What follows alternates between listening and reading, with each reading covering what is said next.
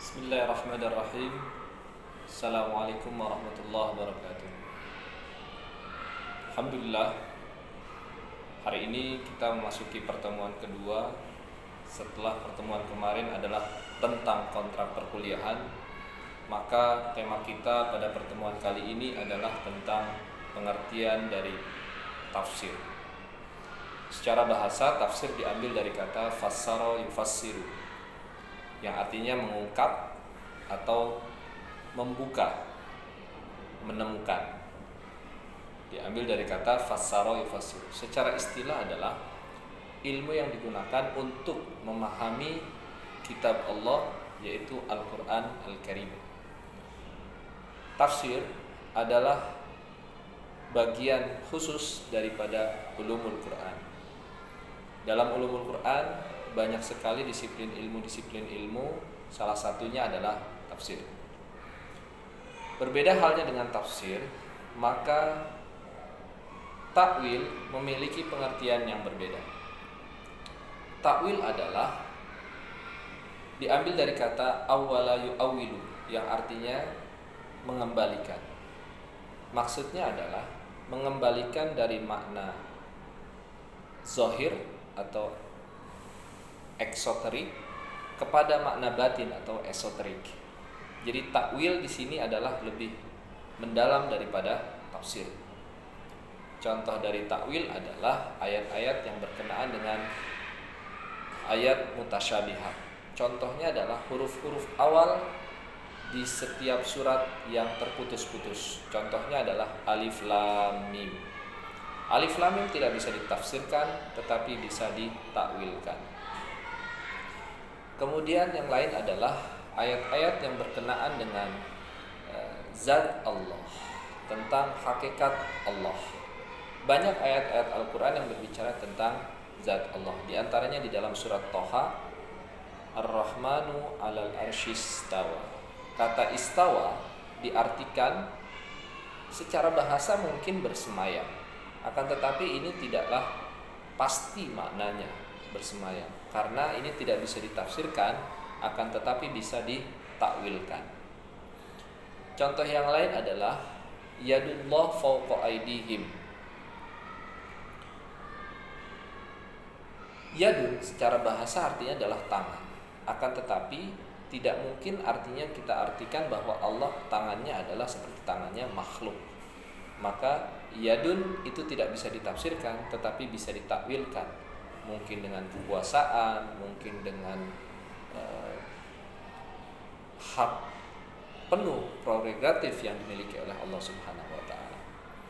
Nah, itulah perbedaan antara tafsir dengan takwil. Maka di sini dapat kita simpulkan bahwa tafsir adalah ilmu untuk memahami kitabullah, Al-Quran, yaitu wahyu yang diturunkan dari Allah Subhanahu wa taala kepada Nabi Muhammad SAW melalui perantara malaikat Jibril alaihissalam. Oleh karena itu, urgensi dari mempelajari ilmu tafsir diantaranya adalah pertama, dengan mempelajari ilmu tafsir itu akan memperinci makna kandungan yang ada di dalam Al-Quran yang masih bersifat umum. Seperti kita ketahui bahwa ayat Al-Quran maknanya itu sangat umum sekali. Misalnya ada ayat yang berbicara tentang sholat, aqimus sholata, titik. Hanya berbicara tentang tunaikanlah, dirikanlah sholat saja. Kita tidak paham secara terperinci apa yang dimaksud dengan sholat. Nah, tafsir hadir untuk memperinci, untuk memperjelas makna dan tata cara melaksanakan sholat. Kemudian Rasulullah SAW menjelaskan bahwa shollu kama ra'aitumuni usolli. Sholatlah kalian seperti atau sebagaimana aku sholat. Maka hadis Rasulullah ini itu adalah bagian dari tafsir Al-Quran. Begitu juga zakat. Zakat di dalam Al-Quran itu dijelaskan hanya secara umum saja. Wa atuz zakah, dan tunaikanlah zakat. Besarannya tidak dijelaskan dalam Al-Quran. Kemudian jenis-jenisnya juga tidak dijelaskan dalam Al-Quran, tetapi itu semua dijelaskan dalam tafsir. Maka urgensi yang pertama dari ilmu tafsir adalah kita mempelajari, kita dapat mengetahui secara rinci ya, makna dan kandungan dari Al-Quran. Yang kedua adalah memahami Al-Quran secara komprehensif dan tidak parsial. Kita ketahui bahwa banyak sekali ayat Al-Quran yang masih bersifat global, dan apabila dipahami secara parsial, tidak menyeluruh, mencakup seluruh konteks sosiohistori diturunkannya ayat Al-Quran seperti asbabun nuzul, maka maknanya itu akan keliru. Contoh yang paling jelas adalah tentang jihad ya. Allah Subhanahu wa ta'ala menyebutkan kata jihad dalam Al-Quran itu tidak melulu maknanya, tafsirannya adalah dengan mengangkat senjata, tidak. Tetapi jika kita lihat konteks asbabun nuzulnya, maka jihad itu mungkin saja kita tafsirkan dengan berjihad bukan dengan mengangkat senjata, tetapi bisa kita artikan kita bekerja keras, kita belajar dengan sungguh-sungguh, itu adalah dalam makna jihad.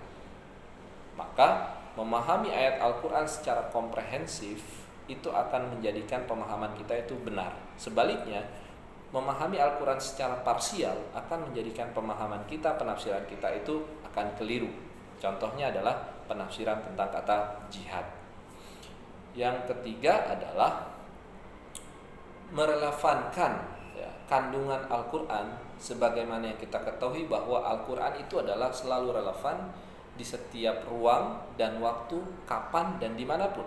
Maka ada ungkapan Al-Quran sholihun likulli zaman wa makan, bahwa dalam Al-Quran itu pembahasannya itu selalu up to date, pembahasannya itu selalu relevan, kontemporer. Maka tidak heran kemudian muncullah yang namanya pembahasan tentang ekonomi syariah modern, kemudian pembahasan tentang politik syariah modern, kemudian pembahasan tentang sosial civil society modern. Maka semuanya itu sesungguhnya adalah kandungan yang ada di dalam Al-Quran. Nah, itulah diantara beberapa urgensi dalam memahami kandungan dan makna ayat Al-Quran. Selanjutnya kita akan melihat, memotret bagaimana para penafsir, ahli tafsir itu dalam menulis dan bagaimana sistematika penulisan tafsirnya. Secara umum ya, metode penafsiran itu akan terbagi menjadi 4. Yang pertama dikenal dengan metode analitik, dalam bahasa Arabnya adalah tafsir tahlili. Cirinya adalah tafsir ini akan sangat tebal sekali. Kenapa? Karena dengan metode tahlili ini, metode analitik ini, sang penafsir akan membahas tafsir itu secara detail. Bahkan huruf waw saja akan ditafsirkan itu bisa berhalaman-halaman. Maka menjadi ciri umum dari tafsir tahlili adalah halamannya yang berjilid-jilid. Metode yang kedua, sebelum ke metode yang kedua, metode tahlili ini biasanya juga akan terbagi lagi menjadi 2, yaitu tafsir bil maksur, artinya adalah tafsir yang bersumber dari riwayat. Apakah itu tafsir Al-Quran dengan Al-Quran, apakah tafsir Al-Quran dengan hadis, apakah tafsir Al-Quran dari perkataan sahabat dan tabi'in. Itu namanya tafsir bil maksur. Yang kedua adalah tafsir bil ra'i, tafsir dengan logika, yaitu yang menjadikan akal itu sebagai dasar dalam penafsirannya. Tafsir bil ra'i juga kemudian akan terbagi lagi menjadi beberapa corak. Ada yang coraknya bahasa, yaitu ketika seorang penafsir menafsirkan Al-Quran dengan kacamata keilmuan yang dimiliki. Di sini misalnya adalah sang penafsir adalah berkacamata atau berlatar belakang sebagai seorang sastrawan, maka dia akan menghasilkan tafsir corak sastra dan corak-corak yang lain. Ini dikarenakan bahwa karakteristik Al-Quran yang memang diibaratkan seperti permata, yang masing-masing sisinya itu memancarkan kilauan. Maka ada yang memancarkan kilauannya itu berupa sastra, maka itulah kemukjizatan Al-Quran dari sisi sastra. ada yang kilauannya itu berupa fikih, hukum, maka itulah kemukjizatan. Maka produknya ada produk tafsir sastra, produk tafsir hukum, produk tafsir sains, produk tafsir filsafat, tasawuf, dan lain sebagainya. Metode yang kedua namanya dikenal dengan metode tematik atau maudu'i. Ya. Ini lebih kepada sang penafsir dalam menuliskan tafsirnya itu mengumpulkan ayat-ayat Al-Quran dalam satu tema besar. Katakanlah misalnya temanya itu tentang ekonomi, maka ayat-ayat yang berbunyi tentang atau berisikan tentang ekonomi itu dijadikan satu untuk kemudian ditafsirkan. Atau misalnya temanya tentang manusia dalam Al-Quran, maka sang penafsir akan menginventarisir ayat-ayat tentang manusia untuk kemudian dicari ayat-ayat yang berkaitan dengan manusia dan ditafsirkan. Nah, itulah yang kemudian dikenal dengan metode tematik atau maudu'i. Yang ketiga dikenal dengan metode ijmali. Ini adalah kebalikan dari tafsir tahlili. Jika tafsir tahlili itu adalah karakteristiknya dia berjilid-jilid sangat tebal sekali, maka tafsir ijmali dia akan sangat tipis sekali. Kenapa? Karena dia menafsirkannya itu secara global. Sang penafsir menafsirkannya itu secara umum. Nilai-nilai esensialnya saja yang ditafsirkan. Nah, yang keempat namanya metode komparatif atau dalam bahasa Arab disebut tafsir al-muqaran, ya.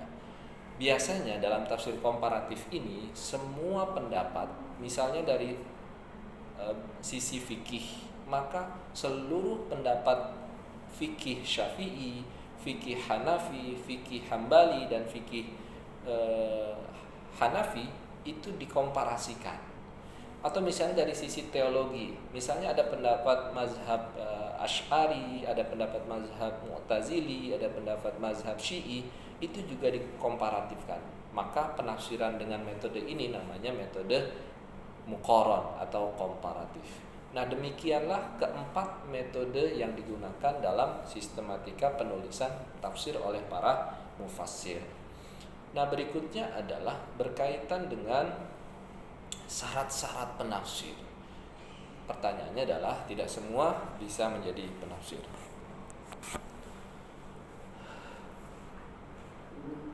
Seorang Husain Az-Zahabi menulis dalam karyanya At-Tafsir wal Mufassirun. Maka dia mensyaratkan bahwa seorang penafsir dapat dikatakan penafsir apabila memiliki beberapa syarat. Di antaranya, yang pertama adalah akidah dan keyakinan seorang penafsir itu harus lurus. Dalam tanda kutip, seperti kita ketahui bahwa banyak aliran teologi dalam Islam. Maka di sini Husain Az-Zahabi mensyaratkan seorang penafsir itu harus beraliran yang berteologi yang mainstream, ya. Dalam hal ini adalah Ahlus Sunnah wal Jamaah. Kenapa? Karena beberapa kasus banyak penafsiran yang kemudian seakan ditarik-tarik mengikuti kehendak mazhab sekelompoknya saja. Misalnya mazhab Mu'tazilah, mazhab Syiah. Padahal itu adalah penafsiran yang menyimpang menurut Husain Az-Zahabi. Maka syarat yang pertama adalah ideologinya, akidahnya harus lurus. Yang kedua adalah menguasai beberapa beragam disiplin ilmu. Yang paling mendasar tentu adalah menguasai disiplin ilmu bahasa. Kenapa? Karena seperti kita ketahui bahwa Al-Quran adalah diturunkan dengan bahasa Arab. Oleh karena itu menjadi syarat mutlak adalah seorang penafsir harus menguasai bahasa Arab dengan beragam disiplin keilmuan yang ada di dalamnya, seperti kaidah bahasa Arab, ilmu nahwu, ilmu shorof, kemudian juga ada ilmu qiraat, ilmu tajwid, tahsin, dan disiplin-disiplin ilmu lainnya yang wajib dimiliki oleh sang penafsir. Dan masih banyak lagi syarat-syarat yang harus dipenuhi oleh seseorang untuk menjadikan bahwa dirinya adalah seorang penafsir. Sebagai mukadimah mungkin saya cukupkan dulu sekian, nanti akan dilanjutkan setelah kita break.